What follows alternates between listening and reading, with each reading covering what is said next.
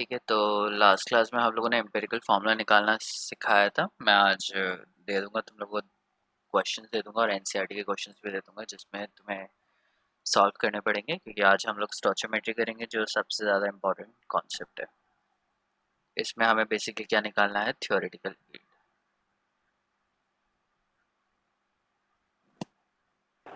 Sir आपने एक ही video post किया। एक ही वीडियो पूछ के दोनों किया? अच्छा, मेरे यूट्यूब चैनल एक पे ही तो आ रहा है। मैंने दोनों कर दी होंगी। तुम्हारे पास कौन सी वाली आई है?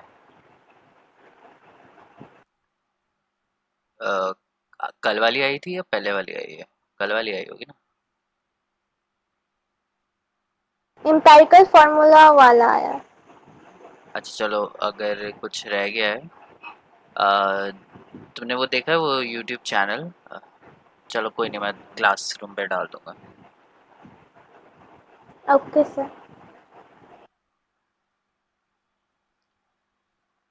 ठीक है, तो हमें क्या करना है, यहाँ पे स्टोचियोमेट्री देखना है, और स्टोचियोमेट्री वाले जो न्यूमेरिकल्स होते हैं उसमें हमें निकालनी होती है थ्योरेटिकल फील्ड। और थ्योरेटिकल यील्ड निकालने के लिए हमें क्या चाहिए, एक बैलेंस केमिकल रिएक्शन चाहिए। रिएक्टेंट्स क्या है, प्रोडक्ट क्या है, ये पता होना चाहिए। कितने रिएक्टेंट्स हम लोगों ने लिए वो हमें पता होना चाहिए। तो इसको हम लोग कैसे सॉल्व करेंगे, पहले इससे रिलेटेड कुछ न्यूमेरिकल्स करेंगे और उसके बाद हम लोग फाइंड आउट करेंगे कि क्या रिएक्शन है। तो सबसे पहले कि एक नॉर्मल बैलेंस रिएक्शन क्या बोलती है उसको हम लोग देख लेते हैं। तो स्टोचियोमेट्री एंड स्टोचियोमेट्रिक कैलकुलेशन है ये। तो पहले हम लोग पढ़ते हैं स्टोचियोमेट्री एंड इट्स कैलकुलेशन।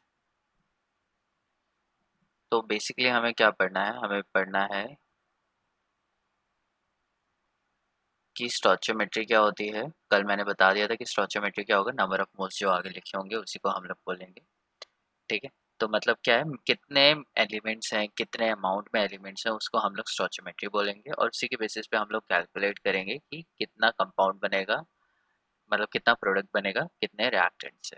तो फॉर एग्जांपल ये कंबशन रिएक्शन है किसकी, मीथेन की। तो ये चीज़ें हम लोग की प्रोड्यूस हो जाती हैं। तो ये बैलेंस केमिकल रिएक्शन है और इसका मतलब क्या है, 1 मोल ऑफ मीथेन, CH4 का नाम क्या है, मीथेन है। तो 1 mole of methane reacts with 2 mole of oxygen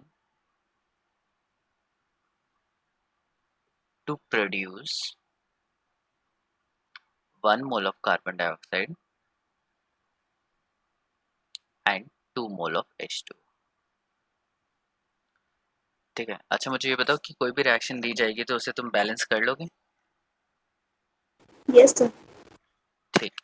तो यस सर। हाँ, तो आई एज्यूम कि तुम कोई भी रिएक्शन बैलेंस कर सकते हो। तो अब उसके बेसिस पे हम लोग देखेंगे, लेकिन उससे पहले 3-4 पॉइंट्स तुम्हें याद रखने हैं यहाँ पे।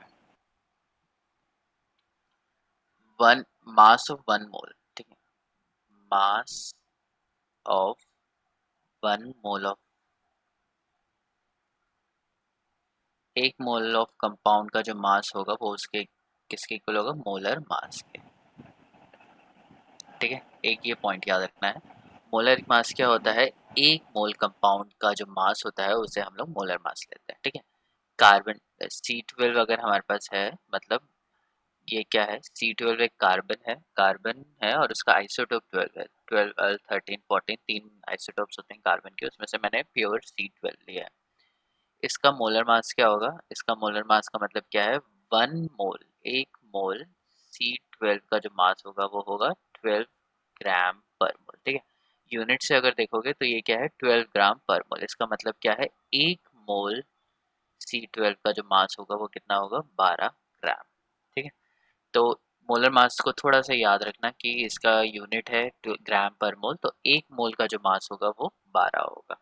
या कोई भी एलिमेंट जैसे कार्बन डाइऑक्साइड अगर मैं ले लेता हूँ, तो कार्बन डाइऑक्साइड का मॉलिक्यूलर फॉर्मूला CO2 है और उसका मोलर मास क्या है, इतना ग्राम पर मोल। इसका मतलब क्या है कि 1 mole of CO2, 1 mole of CO2 अगर मैं लेता हूँ, जो 1 मोल क्या होता है, 6.022 × 10⁻23 मॉलिक्यूल्स ऑफ CO2 अगर मैं लेता हूँ तो उसका जो मास होगा वो कितना होगा 44 ग्राम।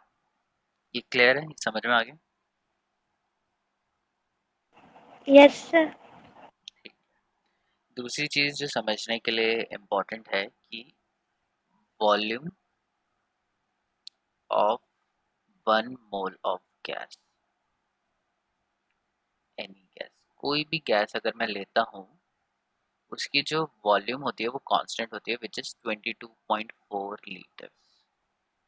ठीक है, ये चीज याद रखनी है। क्या याद रखना है कि कोई भी गैस लिया है, irrespective of the type of gas, कोई भी गैस अगर मैं लेता हूँ तो अगर वो 1 मोल है तो उसकी वॉल्यूम कितनी होगी, 22.4 लीटर होगी। ठीक है, ये याद रखना है।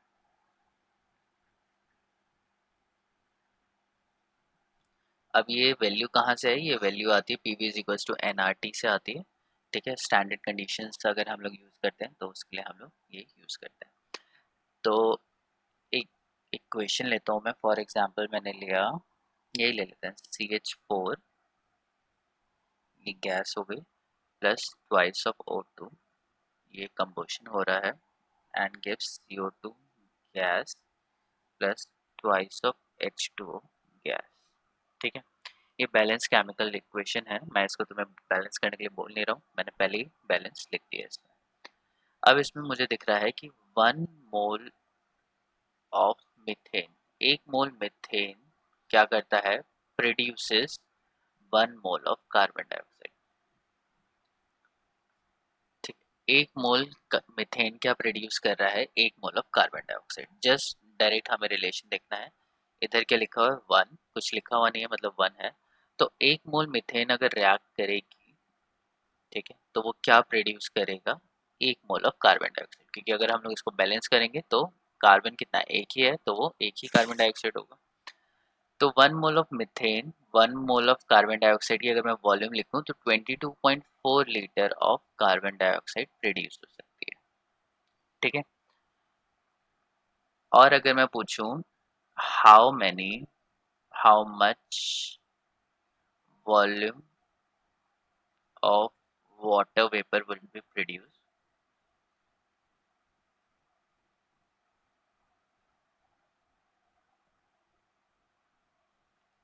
फ्रॉम 1 मोल ऑफ मीथेन, बताओ इसका आंसर मुझे। मैंने क्या पूछा है कि 1 मोल मीथेन को अगर मैं रिएक्ट कराऊं, कंबोशन कराऊं, तो कितना वॉल्यूम वाटर वेपर का निकल सकता है, बताओगे तुम आंसर?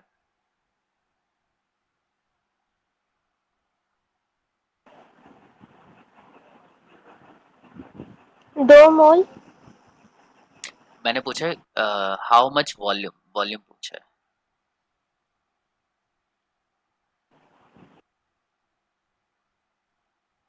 आधा आंसर तुम्हारा सही है, थोड़ा और दिमाग लगाओ।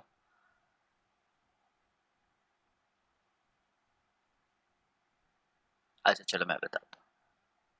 पहले हमें क्या करना है, how much volume of water vapour would be produce from 1 mole of methane. तो सबसे पहले हम लोग लिखेंगे balanced chemical equation.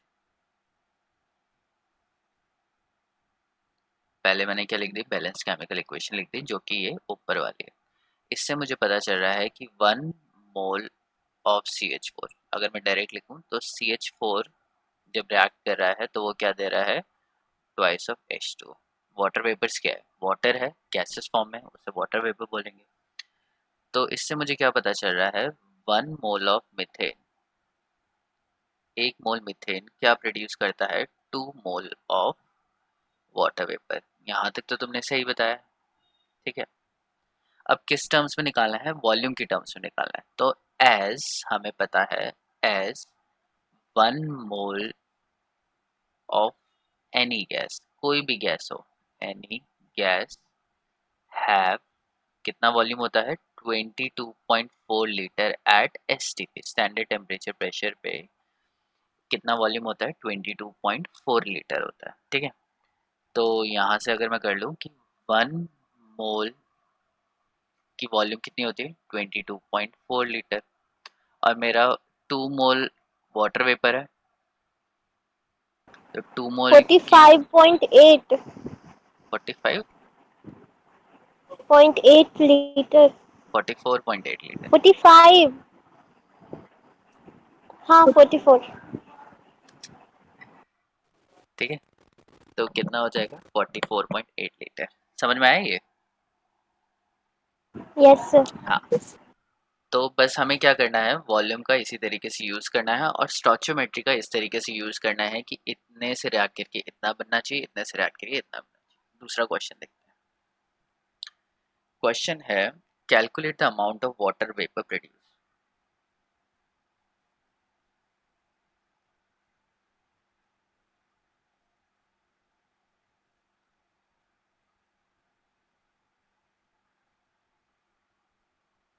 If 16 gram of methane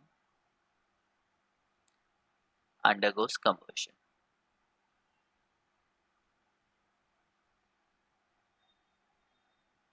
अगर 16 ग्राम ऑफ मीथेन का कंबशन होगा, तो सबसे पहले हमें क्या लिखना है, बैलेंस्ड केमिकल इक्वेशन लिखते हैं। क्या किसको कंबशन करा रहे हैं, मीथेन को। तो मीथेन तो होता है CH4 और मीथेन गैस है, तो मैं इसके आगे गैस लिख देता हूँ।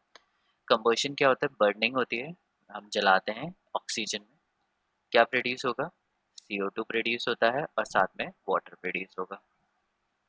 ये भी गैस है और ये भी गैस है। अब रिएक्शन को बैलेंस अगर हम लोग करेंगे तो कार्बन 1 हो गया, हाइड्रोजन 4 है तो मैं इधर 2 लगा देता हूँ, 2 तो 4, 4 ऑक्सीजन है तो ट्वाइस ऑफ O2।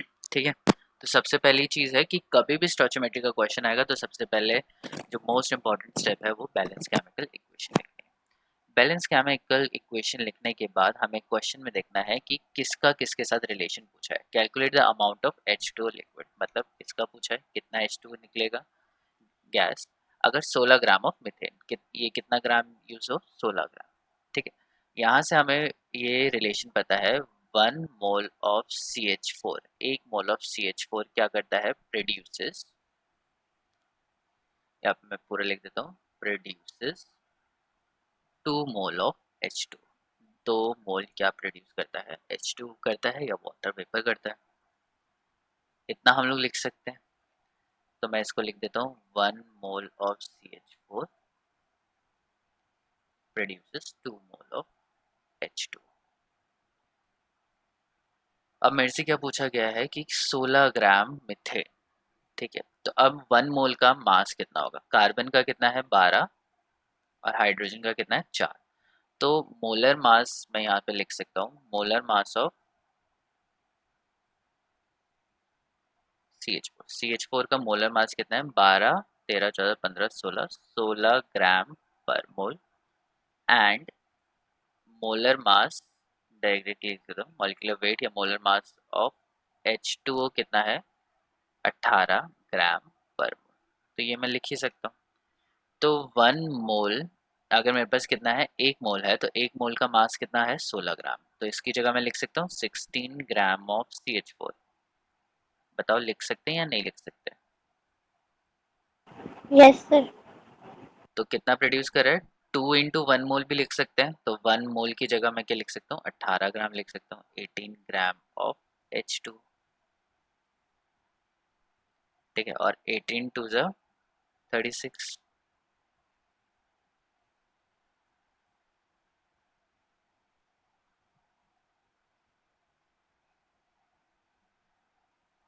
ये समझ में आया? तो यहाँ से हमें क्या पता चल यस। रहा है कि 16 gram of methane, 16 gram methane क्या प्रोड्यूस कर सकती है, 36 gram of water vapour produce कर सकती है। क्लियर है ना ये? तो इसी तरीके से हमें दूसरा क्वेश्चन लिखते हैं। तुम लोग ट्राई करो इसको करने का। अब क्वेश्चन थोड़ा अलग से पूछ लिया है, अलग तरीके से पूछ लिया है। क्वेश्चन पूछा है कि how much methane methane is required to produce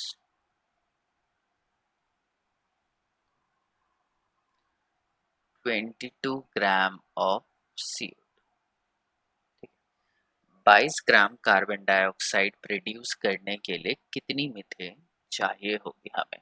ठीक है, तो मीथेन का कंबशन हो रहा है, वही क्वेश्चन है, बस उसका पार्ट है। तो CH4 plus twice of O2 gives CO2 plus twice of H2। ये हमारी बैलेंस्ड केमिकल इक्वेशन है। यहाँ से किसके बीच में रिलेशन अब हमने निकालना है, हमें निकालना है रिलेशन मीथेन के बीच में और कार्बन डाइऑक्साइड के बीच में। और इन दोनों के बीच में रिलेशन क्या है, रिलेशन है 1 mole of CH4। 1 mole of CH4 methane क्या प्रोड्यूस करता है, प्रोड्यूसेस 1 मोल ऑफ CO2। ठीक है, तो 1 मोल कार मीथेन क्या प्रोड्यूस कर रहा है, 1 मोल ऑफ कार्बन डाइऑक्साइड। अब हाउ मच पूछा है, ठीक है, तो मच मतलब उसमें कितना अमाउंट है, कितना ग्राम है, वो पूछा गया है। ठीक है, मोल्स नहीं पूछे, नहीं तो अदरवाइज पूछा होगा how many moles of methane is required. Directly क्या पूछा है, हाउ मच मीथेन, मतलब उसके ग्राम्स निकालने, उसकी अमाउंट निकालने की कितनी अमाउंट है। अमाउंट तो मोल भी है, लेकिन वो नंबर ऑफ मोल्स में अगर तुमसे पूछा जाएगा तो ऑटोमेटिकली क्वेश्चन में लिखा होगा कि कितना मोल। लेकिन अगर वो नहीं पूछा जाता है और हाउ मच पूछा जाता है तो तुम्हें क्या बताना है, उसकी अमाउंट ग्राम्स में बतानी है। ठीक है, जब भी हम लोग रिएक्शन करते हैं तो हम लोग जनरली ग्राम्स में ही बताते हैं। और अगर वॉल्यूम भी पूछा है तो वो भी अमाउंट ही है, लेकिन उसमें डायरेक्टली पूछा होगा वॉल्यूम। ठीक है, तो यहाँ पे हमें पूछा है how much methane is required, कितनी मीथेन रिक्वायर्ड है। यहाँ पे ये रिलेशन हमारा निकल गया कि 1 मोल ऑफ मीथेन को प्रोड्यूस करने के लिए कितना चाहिए होता है, 1 मोल ऑफ कार्बन डाइऑक्साइड हमें चाहिए होता है। अब ये दे रखा है 22 ग्राम। ठीक है, तो मैं क्या करूँगा, मोलर मास यहाँ पे सब्सटीट्यूट करूँगा। तो CH4 का मोलर मास कितना होता है, 16 ग्राम ऑफ मीथेन। मैं लिख सकता हूँ 1 मोल का मास कितना है, मोलर मास कितना होता है, 16 ग्राम पर मोल। तो इसमें पता चल रहा है कि 1 मोल का मास कितना है, 16 ग्राम। तो इसको मैं डायरेक्टली, सर हाँ हाँ, सर 8 ग्राम होगा। अच्छा तुमने सॉल्व भी कर लिया। हाँ चलो, अब मुझे नहीं पता, अभी मैं यस निकाल सर। निकाल के देखता हूँ कितना ग्राम है। 8 ही ग्राम आएगा, हाँ ठीक है। 44 इसका होता है। तो 16 ग्राम ऑफ मीथेन क्या प्रोड्यूस करेगा, it will produce 44 grams of carbon dioxide. ठीक है, तो 44 ये हो गया। अब 44 को मैं यहाँ पे नीचे ले जाता हूँ, यूनिटरी मेथड लगा देता हूँ। 44 को मैं नीचे लेके गया, से हमें मिल रहा है 1 ग्राम ऑफ CO2। और कितने का निकालना है हमें, 22 ग्राम का निकालना है, तो मैं डायरेक्टली ऐसे कर देता हूँ।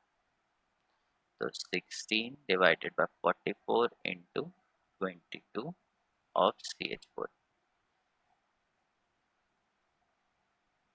ठीक है, तो इसका मतलब क्या हुआ कि 22 gram of carbon dioxide, 22 gram of carbon dioxide क्या प्रोड्यूस करती है, 8 ग्राम ऑफ मीथेन। उल्टा हो गया, 22 ग्राम ऑफ कार्बन डाइऑक्साइड को प्रोड्यूस करने के लिए कितना मीथेन चाहिए, 8 ग्राम ऑफ मीथेन चाहिए। ये क्लियर हो गया। अब इसको तुम यस सर। हाँ, दो तरीके से कर सकते हो। या तो डायरेक्टली लिख लो तुम, यहाँ पे कन्वर्जन फैक्टर लिख लो कि क्या निकालना है, मुझे मीथेन निकालना है। तो मीथेन को मैं ऊपर लिखूंगा 16 gram of CH4 divided by 44 gram of CO2 is equals to 1। तो ये मेरा हो गया कन्वर्जन फैक्टर। और अब क्या है, मेरे पास ये अमाउंट है, तो 22 ग्राम ऑफ CO2 इंटू 1 कर सकता हूँ मैं। और फिर 1 की जगह मैं क्या लिख सकता हूँ, 16 gram of CH4 divided by 44 gram of CO2। तो ग्राम ऑफ CO2 से ग्राम ऑफ CO2 कट जाएगा, 2 बचेगा, और ये डायरेक्टली 8 आ जाएगा। जैसे तुम्हारी इच्छा है वैसे उस तरीके से तुम कैलकुलेट कर सकते हो, उसमें कोई प्रॉब्लम नहीं है। बस ये है कि आंसर सही आना चाहिए। ठीक है, तो बहुत सिंपल है या नहीं है, बस तुम्हें पता होना चाहिए कि यस सर। किसको किसके साथ कराना है। चलो एक क्वेश्चन मैं इधर से और देखता हूँ।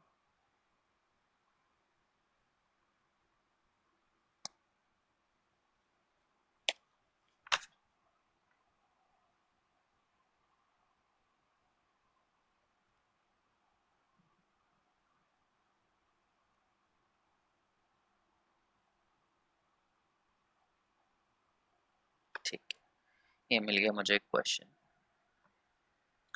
क्वेश्चन है 1.26। इसमें पूछा गया है if 10 volume of dihydrogen, dihydrogen क्या होगा, H2 gas reacts with 5 volume of O2 gas, then how many volumes of water vapor would be produced? How many volume of H2O gas would be produced? तो कितना ये produce होंगे? तो पहले हम लोग क्या करेंगे, रिएक्शन लिखेंगे, कंबशन रिएक्शन है वाटर की, H2 plus O2 gives H2O, ठीक है। तो ये कितना है, 10 ये है और 5 ये है, 5 टू ज़ 10 20, तो यहाँ पे कितना आएगा, 10 ही आएगा, ठीक है। तो ये मैंने क्या कर दिया, बैलेंस केमिकल इक्वेशन लिख दिया। अब वॉल्यूम क्या है, वॉल्यूम एक यूनिट ले ली मैंने यहाँ पे, इतना वॉल्यूम लीटर भी ले सकते थे, ठीक है। तो यहाँ पे क्या है, 10 वॉल्यूम ऑफ H2, ठीक है, 5 volume of O2 and 10 volume of H2।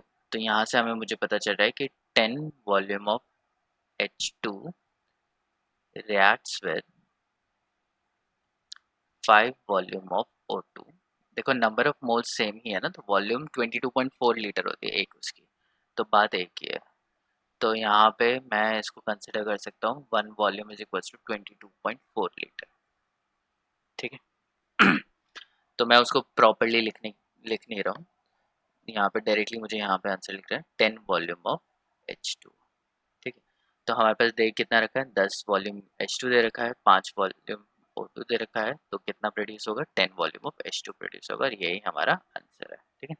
तो हम लोग लिख सकते हैं hence 10 volume of H2O would be produced।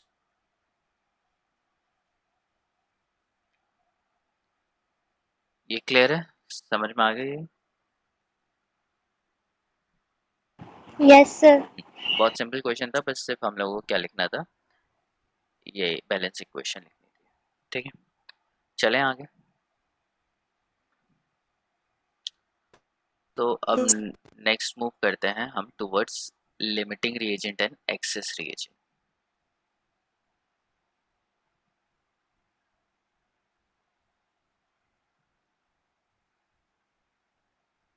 तो लिमिटिंग रिएजेंट क्या होता है, कोई भी रिएजेंट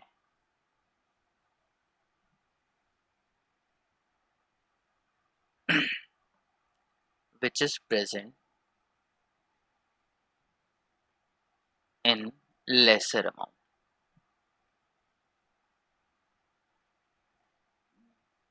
than required। तो कोई भी ऐसा कंपाउंड जो, या कोई भी ऐसा एजेंट या रिएजेंट हम लोग बोल सकते हैं, जो बैलेंस केमिकल इक्वेशन में ज़रूरत से कम है, उसको हम लोग क्या बोलेंगे, लिमिटिंग रिएजेंट, ठीक है। तो लिमिटिंग रिएजेंट क्या करता है, लिमिटिंग रिएजेंट सपोज मुझे 100 ग्राम की रिएक्शन करनी है नाइट्रोजन की, और मेरे पास हाइड्रोजन क्या है, कंपैरेटिवली कम है, तो हाइड्रोजन क्या बन जाएगा, लिमिटिंग रिएजेंट बन जाएगा। और लिमिटिंग रिएजेंट फाइंड आउट करने के लिए हमें क्या चाहिए होता है, हमें एक बैलेंस केमिकल इक्वेशन चाहिए होती है, और बैलेंस केमिकल इक्वेशन से हम लोग सबसे पहले लिखते हैं कि एक मोल को रिएक्ट करने के लिए कितने मोल्स इसकी ज़रूरत है।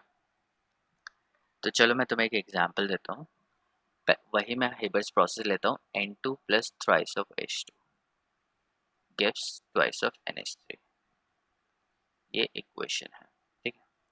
तो यहाँ पे क्या है, 1 मोल ऑफ N2, एक mole of N2 reacts with 3 mole of H2 to produce 2 mole of NH3, ठीक है। तो पहली चीज़ की जो लिमिटिंग रिएजेंट होगा वो इन रिएक्टेंट में से ही होगा, प्रोडक्ट का कोई लेना देना नहीं होता। तो अगर हम लोग लिमिटिंग रिएजेंट निकाल रहे हैं और एक्सेस रिएजेंट निकाल रहे हैं, तो पहली चीज़ क्या है कि वो रिएक्टेंट में ही होगी, वो प्रोडक्ट में एग्जिस्ट नहीं करेगी। ये हमारे रिएक्टेंट में से ही एक लिमिटिंग रिएजेंट होता है और एक एक्सेस रिएजेंट होता है। एक्सेस रिएजेंट क्या होगा, कोई भी ऐसा रिएजेंट जो ज़रूरत से ज़्यादा प्रेजेंट है, और लिमिटिंग रिएजेंट क्या होगा, जो ज़रूरत से कम है। ठीक है। तो मोर देन रिक्वायर्ड को हम लोग क्या बोलेंगे, एक्सेस रिएजेंट, मतलब ज़्यादा है, and less than required is limiting reagent.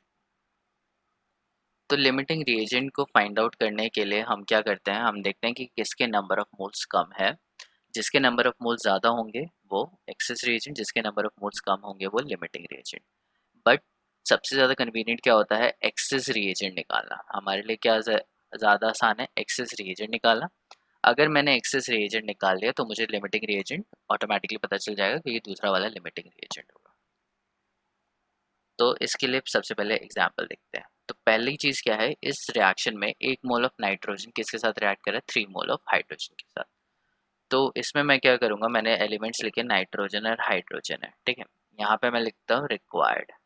तो रिक्वायर्ड नाइट्रोजन कितना है, 1 मोल, और रिक्वायर्ड हाइड्रोजन कितना है, 3 मोल, ठीक है। ये रिएक्ट करते हैं। और अगर मैं बोल दूँ कि मैंने अवेलेबल है, मतलब मैंने रिएक्शन में 1 मोल ऑफ नाइट्रोजन लिया है और 4 मोल ऑफ हाइड्रोजन लिया है, ठीक है। तो इसका क्या मतलब हुआ कि 1 मोल ऑफ नाइट्रोजन, अगर मैं बैलेंस केमिकल इक्वेशन देखूँ तो 1 ऑफ मोल ऑफ नाइट्रोजन कितने से रिएक्ट करती है, 3 मोल ऑफ हाइड्रोजन से, ठीक है।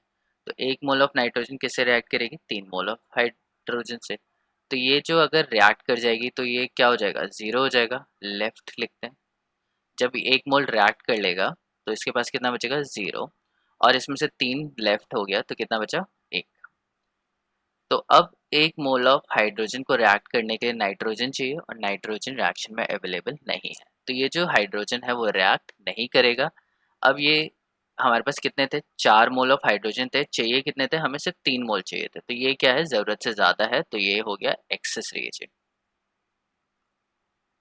और जो एक्सेस रिएजेंट से कम होता है उसको हम लोग बोलेंगे लिमिटिंग रिएजेंट, ठीक है। तो ये जो टर्म है ये रिलेटिव टर्म है, मतलब हाइड्रोजन की कंपैरिजन, नाइट्रोजन की कंपैरिजन में ये एक्सेस हो गया, ठीक है। और हाइड्रोजन की कंपैरिजन में नाइट्रोजन क्या हो गया, लिमिटिंग रिएजेंट है। जितना हाइड्रोजन के मोल्स थे उससे कम नाइट्रोजन के मोल्स हैं रिएक्शन के लिए। ये समझ में आया, या मैं 2-3 एग्जांपल और देके समझाऊं। सर एक ही इक्वेशन में दोनों आएगा? हाँ हाँ हाँ, 2 रिएक्टेंट है तो एक एक्सेस रिएजेंट होगा और एक लिमिटिंग रिएजेंट होगा, ठीक है। मैं 2-3 एग्जांपल और लेता हूँ और समझाने की कोशिश करता हूँ। तो फॉर एग्जांपल मेरे पास रिएक्शन है A plus B is giving me C, ठीक है। यहाँ पे स्टोइचियोमेट्री क्या है, 1A reacts with 1B to gives 1C। Simple reaction ले ली मैंने, एकदम जेनेरिक रिएक्शन ले ली। तो मेरे पास A और B दो एलिमेंट है, तो रिक्वायर्ड कितने हैं, रिक्वायर्ड कौन से उसमें है, 1 मोल A का किसके साथ रिएक्ट करेगा, 1 मोल ऑफ B के साथ। और फॉर एग्जांपल मैंने एक कॉनिकल फ्लास्क लिया या आरबी ली, उसमें मैंने A डाला 1 मोल और B डाल दिया 2 मोल, ठीक है।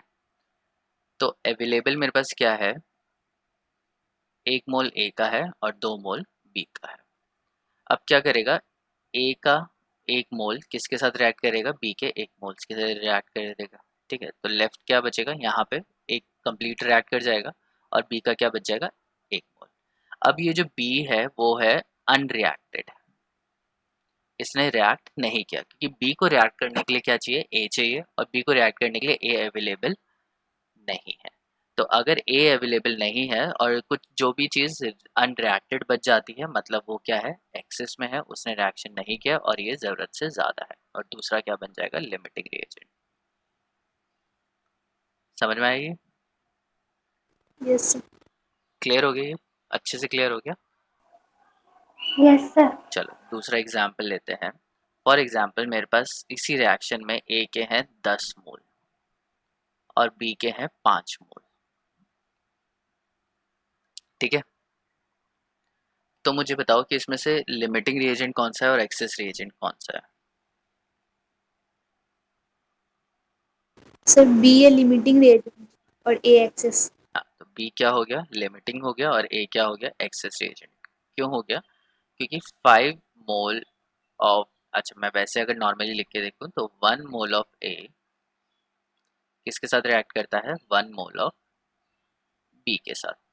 तो 10 मोल ऑफ ए किसके साथ रिएक्ट करेगा, 10 मोल ऑफ बी के साथ रिएक्ट करेगा। तो 10 मोल ऑफ ए को रिएक्ट करने के लिए कितने चाहिए, 10 मोल ऑफ बी चाहिए, और हमारे पास हैं कितने, उससे कम है। तो ये ज़रूरत से कम है, तो इसलिए ये क्या हो गया, लिमिटिंग रिएजेंट। ठीक है, और ए क्या हो गया, एक्सेस रिएजेंट। ठीक है, और दूसरा भी कर सकते हैं। 5, अगर मैं उल्टा रिएक्शन लिखूं, 5 mole of B reacts with 5 mole of A. तो 5 मोल बी के साथ रिएक्ट करेंगे, 5 मोल ऑफ ए के साथ रहेंगे। तो ए के कितने मॉलिक्यूल्स चाहिए, हमें 5 चाहिए, और हैं कितने हमारे पास, ज़रूरत से ज़्यादा हैं, 10 हैं। तो इसलिए ये क्या हो गया, एक्सेस रिएजेंट हो गया, और ये क्या हो गया, लिमिटिंग रिएजेंट। ठीक है, तो किसी एक को रेफरेंस रख लो और उससे निकालो कि दूसरे के कितने चाहिए। अगर वो ज़रूरत से कम है तो वो लिमिटिंग रिएजेंट होगा, और वो ज़रूरत से ज़्यादा है तो वो हो जाएगा एक्सेस रिएजेंट। प्रॉपर्ली क्लियर हो गया, क्योंकि ये हमें बहुत ज़्यादा यूज़ करना है रिएक्शन में। Yes sir. ठीक है, तो चलो फिर एक आधा क्वेश्चन करते हैं यहाँ पे हम लोग। सो क्वेश्चन है कि 50 किलो 50.0 kg N2 है मेरे पास गैस, एंड 10.0 kg H2 है। दोनों को मिक्स करने पे हमें क्या मिल रहा है, NH3 गैस मिल रही है। ठीक है, या लिख देता हूँ, प्रोड्यूसेस NH3 गैस। अब मुझे इसमें से फाइंड आउट करना है कि एक्सेस रिएजेंट और लिमिटिंग रिएजेंट कौन सा है। वैसे हम लोग लिमिटिंग रिएजेंट फाइंड आउट करते हैं, लेकिन हमें दोनों चीज़ें साथ में ही पता चलती है। तो सबसे पहले स्टेप क्या होगा, यहाँ पे जो जितने भी क्वेश्चंस करेंगे, सबसे पहले हमें बैलेंस केमिकल रिएक्शन लिखनी है। तो N2 गैस किसके साथ रिएक्ट करिए, H2 गैस के साथ रिएक्ट करिए टू प्रोड्यूस अमोनिया। तो ये हो गई इसकी बैलेंस केमिकल इक्वेशन। यहाँ से मुझे पता चल रहा है कि 1 mole of N2, 1 mole of N2 किसके साथ रिएक्ट करता है, 3 मोल ऑफ H2 के साथ। ठीक है, तो ये तो नंबर ऑफ मोल्स हो गए, और मुझे क्या दे रखा है, अमाउंट दे रखी है नाइट्रोजन और हाइड्रोजन की। तो मैं इसमें क्या करूंगा, इसका मोलर मास लिख देता हूँ। नाइट्रोजन का कितना होता है मोलर मास, ये 14। एक नाइट्रोजन एटम का 14 होता है, और ये क्या है, N2 है, तो इसका कितना हो जाएगा, 28 ग्राम। ठीक है, और हाइड्रोजन का कितना होता है, एक होता है, तो H2 मॉलिक्यूल का कितना होगा, 2 होगा, तो इसको मैं लिख दूंगा 3 × 6 ग्राम ऑफ हाइड्रोजन। तो यहाँ से मुझे क्या पता चल रहा है कि 28 ग्राम ऑफ नाइट्रोजन को रिएक्ट करने के लिए कितना चाहिए, 18 ग्राम ऑफ हाइड्रोजन। इतना समझ में आ गया, यस और नो।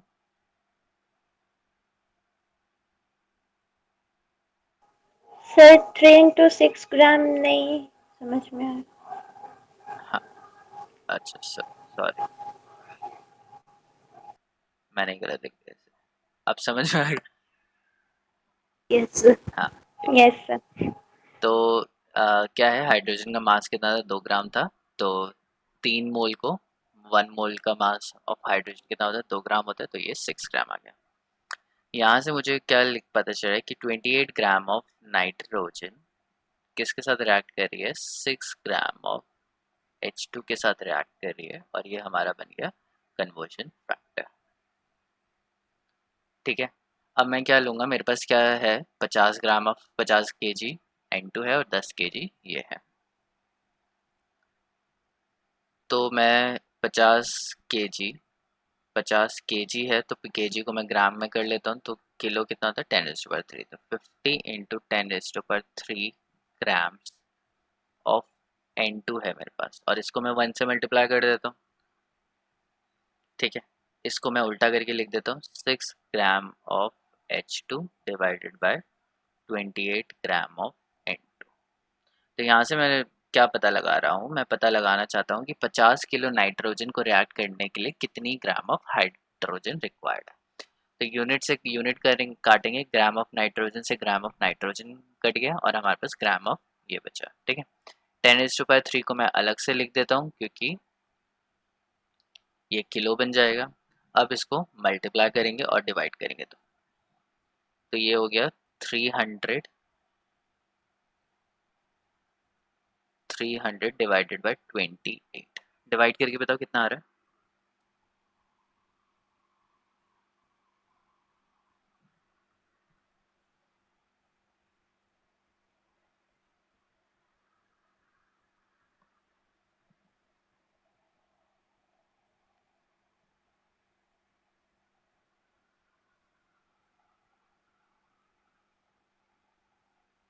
10.7142। 10.7142। आगे भी है। आगे का 42 के आगे भी है। हाँ 85। हाँ, छोड़ दो कोई नहीं। यहाँ पे हम लोग राउंड ऑफ कर सकते हैं। वो एम्पिरिकल फॉर्मूले में ना थोड़ा राउंड ऑफ वहाँ पे नहीं करना है, वो लास्ट में करना है। ठीक है, यहाँ पे तो तुम 2 डिजिट तक लेके भी कर सकते हो, तो 4 का भी मैं करूँगा तो ये 1 ही रहेगा, तो इतना मैं छोड़ देता हूँ। ठीक है, तो कितना हो गया 10.71 kg ऑफ हाइड्रोजन। तो यहाँ से मुझे क्या समझ में आ गया, यहाँ से मुझे ये समझ में आ गया कि 50 kg N2 को रिएक्ट करने के लिए कितना चाहिए, 10.71 kg ऑफ हाइड्रोजन। ठीक है, अब मुझे बताओ कि लिमिटिंग रिएजेंट कौन है और एक्सेस रिएजेंट कौन है।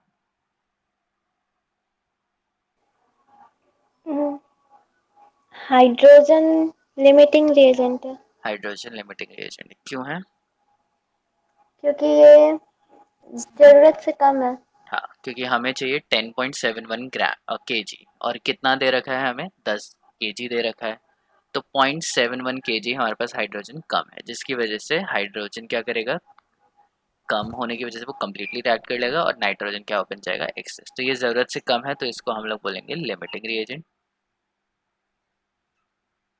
और ये ऑटोमेटिकली क्या बन जाएगा, एक्सेस रिएजेंट। समझ में आया। तो इससे यस हमें सर। समझ में आ गया कि हाइड्रोजन इज लिमिटिंग रिएजेंट। तो मैं यहाँ पे क्लियरली लिख देता हूँ, लिमिटिंग रिएजेंट हमारा है H2। तो H2 का जितना अमाउंट दे रखा है उसको हमें कम्प्लीटली यूज करना है। ठीक है, अब हमें पूछा गया है कि अमोनिया कितना प्रोड्यूस होगा। तो इक्वेशन थी N2 plus thrice of H2 produces twice of NH3। यहाँ से H2 क्या है, लिमिटिंग रिएजेंट है।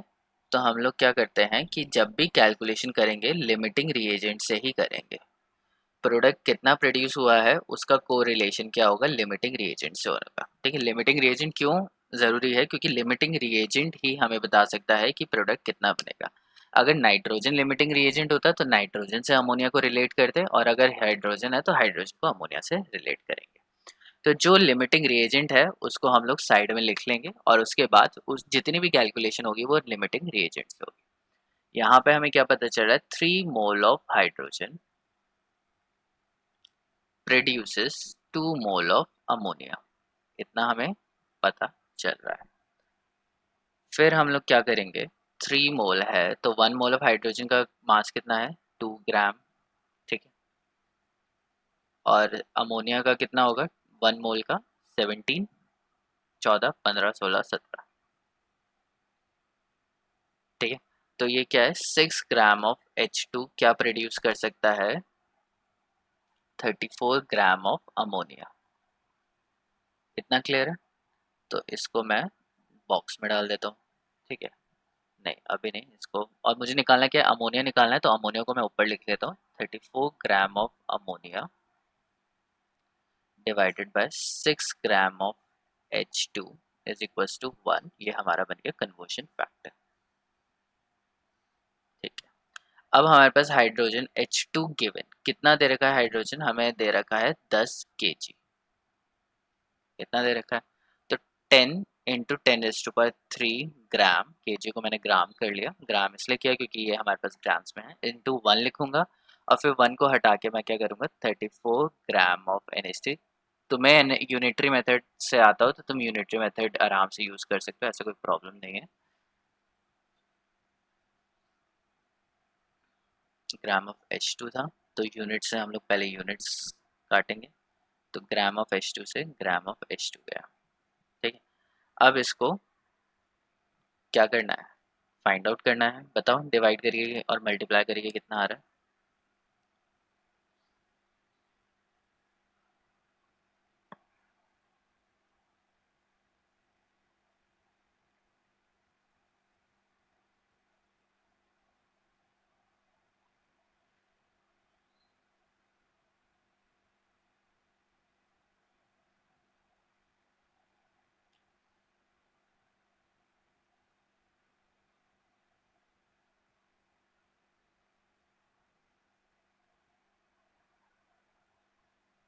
कितना ही आ रहा है, देखना जरा।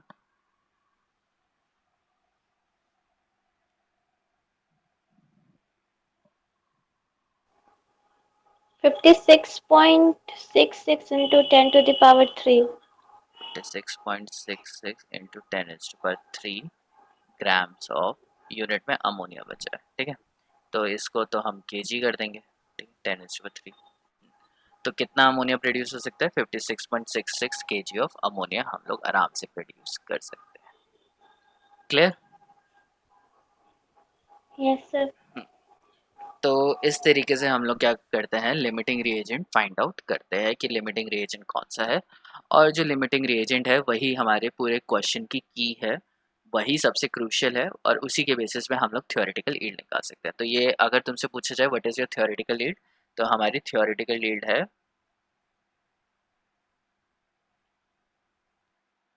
56.66 केजी ऑफ अमोनिया। ठीक है, तो इतनी अमोनिया हम लोग आइडियली प्रोड्यूस कर सकते हैं। ठीक है, ये मैक्सिमम अमाउंट है, इससे ज़्यादा हम लोग प्रोड्यूस नहीं कर सकते। अब क्या होगा, फॉर एग्जाम्पल एक स्टूडेंट ने एक्सपेरिमेंट किया और 50 केजी अमोनिया प्रोड्यूस किया। ठीक है, 50 केजी ये हो गया, तो ये हो गया थ्योरेटिकल और ये हो गया ऑब्जर्व्ड यील्ड, मतलब इतनी यील्ड हुई है। ठीक है, तो परसेंटेज यील्ड कितनी होगी, बताओ मुझे ज़रा।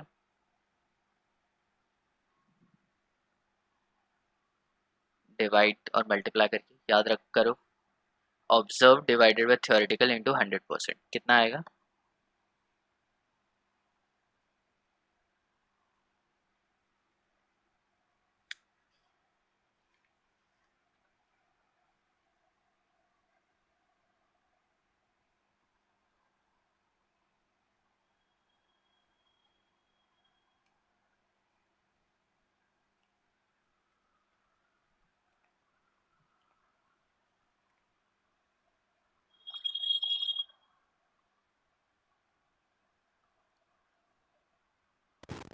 बहुत बड़ा है सर। 25/2833 20/4. ऑब्जर्व्ड यील्ड कितनी है, डिवाइडेड बाय थ्योरेटिकल इंटू 100%। ठीक है, तो ऑब्जर्व्ड यील्ड कितनी है, 50 केजी। ठीक है, और वो कितनी है, 56 56. इंटू 100%, तो ये कितना आ रहा है। सर 88.245675. हाँ ठीक है, 88.26। ठीक है, 24. हाँ हाँ, टू 24 मतलब, सर. अच्छा 24, ठीक, 56. 5। ठीक है, तो ये इवन है तो इसको ऐसे ही छोड़ देते हैं, तो 88.24% आएगा। क्लियर है ये? Yes, sir. तो हम लोग एक क्वेश्चन करते हैं इसके रिगार्डिंग।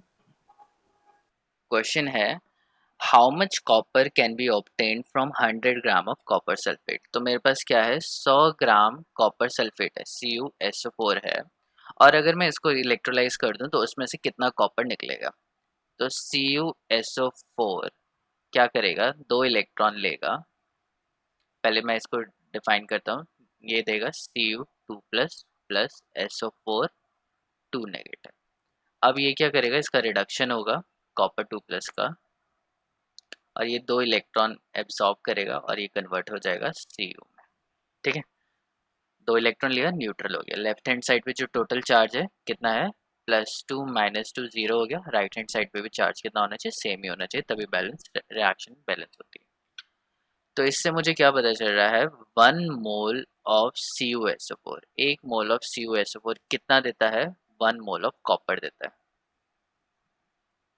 सॉलिड फॉर्म में देगा।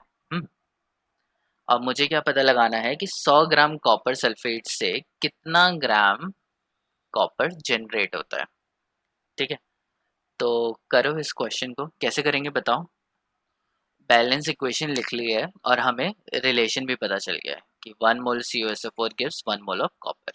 तो अब हम लोग क्या करेंगे, इनका मोलर मास लिखेंगे और मोलर मास से हम लोग क्या फाइंड आउट करेंगे कितना कॉपर है। तो सबसे पहली चीज़ क्या है कि कॉपर सल्फेट का हमें क्या पता होना चाहिए, मोलर मास पता होना चाहिए, और कॉपर का भी पता होना चाहिए। तो कॉपर का है कि 63 होता है, चेक करके बताओ मुझे कितना होता है।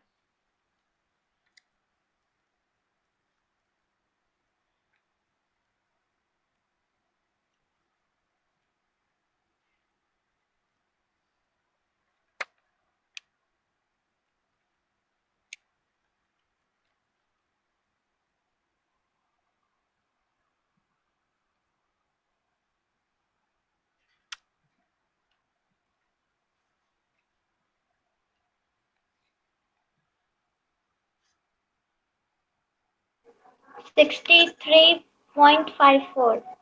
ठीक है, तो 63.54 किसका हो गया, कॉपर का हो गया। तो इसको मैं यहाँ पे लिख सकता हूँ 63.54 ग्राम ऑफ Cu। ठीक है, और CuSO4 में क्या है, Cu है, एक सल्फर है और 4 ऑक्सीजन है। तो ये हो गया 63.5, सल्फर का कितना हो जाएगा 32 हो जाएगा, और ऑक्सीजन का कितना होता है 1664। ऐड करके बताओ कितना आएगा ये।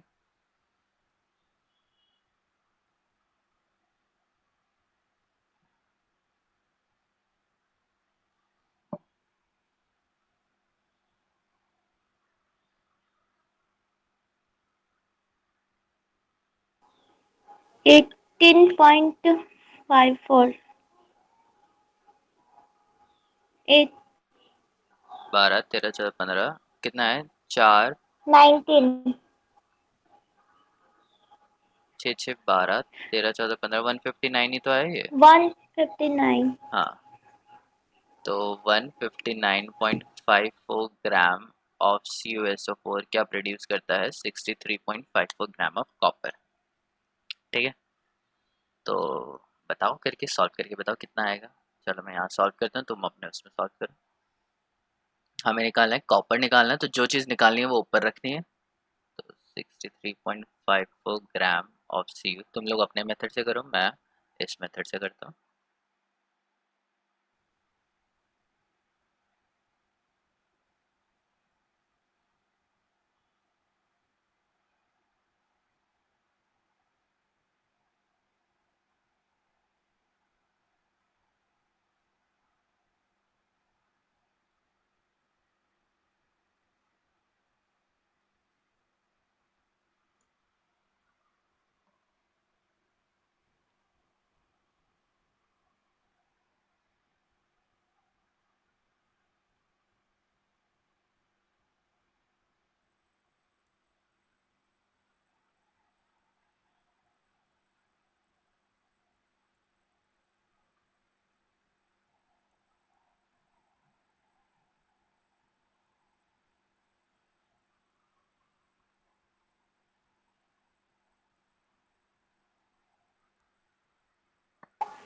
35 पॉइंट।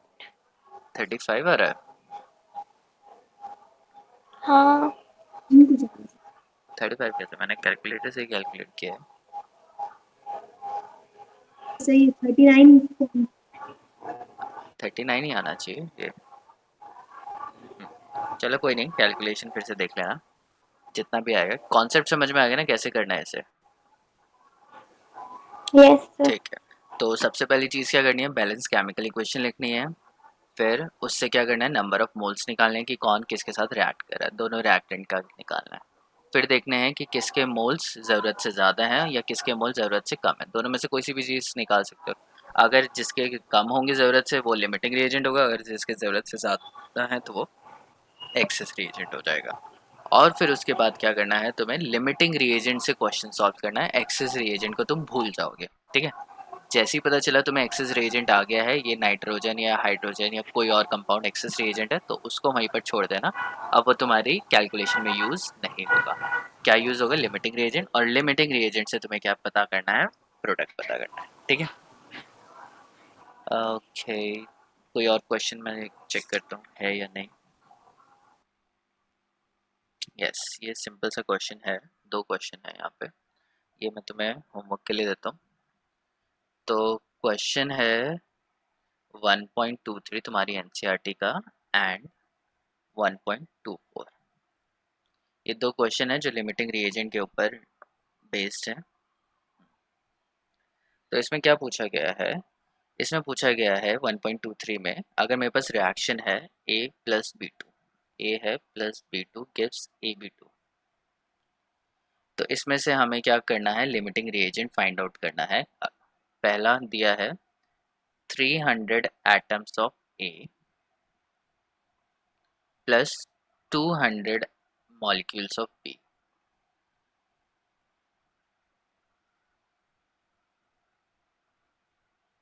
ठीक है, तो A के मॉलिक्यूल्स दे दिए हैं कितने? 300, और B के मॉलिक्यूल्स दे दिए हैं 200। A के एटम्स हैं और B के मॉलिक्यूल दिए हैं। तो कौन है लिमिटिंग रिएजेंट बताओ? तो बी। B2 B2। क्यों? बी भी क्यों? सेम है चाहिए था और तो इसलिए इसका मतलब क्या है? 1 मोल ऑफ A रिएक्ट कर रहा है किससे? 1 मोल ऑफ B2 से। ठीक है, अब मोल को हटा के मैं एटम भी लिख सकता हूँ, तो 1 एटम ऑफ A रिएक्ट कर रहा है 1 मॉलिक्यूल, B2 मॉलिक्यूल है, ऑफ B2 से। तो 200 इसके हैं, तो 200 मॉलिक्यूल ऑफ B2 किसके साथ रिएक्ट करने चाहिए? 200 से ही करने चाहिए। और हमारे पास A क्या है? 300। तो A क्या हो गया? एक्सेस रिएजेंट, और लिमिटिंग रिएजेंट क्या हो गया? B। ठीक है, तो आई गेस तुम सारे ये क्वेश्चन सॉल्व कर ही लोगे। इसके बाद सेकंड है 2 mole of A and 3 mole of B। I guess के सारे सॉल्व हो जाएंगे। तो 1.23 अपनी बुक का क्वेश्चन, ठीक है, AB2 करके है, और 1.24 यही क्वेश्चन है।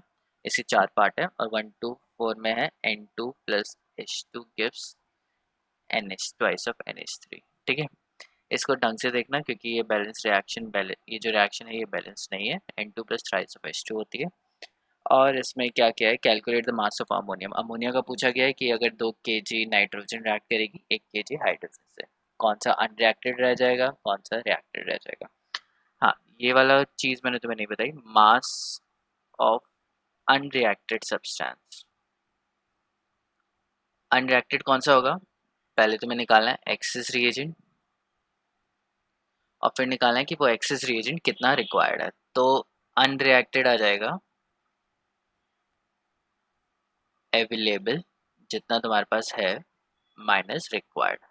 ठीक है, तो जितना वो चाहिए था और कितना है, और उससे हमें पता चल जाएगा कितना वो ज़्यादा है। जितना ज़्यादा होगा वही क्या रह जाएगा? अनरिएक्टेड रह जाएगा। ठीक है, तो दोनों क्वेश्चंस को सॉल्व करना 1.23 एंड 1.24 को आराम से हो जाएंगे। फिर कल हम लोग 2-3 क्वेश्चंस इसके और सॉल्व करते हैं, जस्ट टू फाइंड आउट कि कितना निकाल सकते हैं। लेकिन इसको करने के लिए हमें मोलैरिटी ये सारे मास, परसेंट और मोल फ्रैक्शन करना पड़ेगा। तो वो भी हम लोग नेक्स्ट क्लास में करते हैं। ठीक है, तो कल की छुट्टी रखते हैं, कल फेस्टिवल है। ओके, इनको क्वेश्चन को करना, और मैं शाम को तुम्हें या थोड़ी देर में तुम्हें क्वेश्चंस में पोस्ट कर दूंगा कि ये क्वेश्चंस करना है। ठीक है, क्लियर? Okay sir. ठीक है।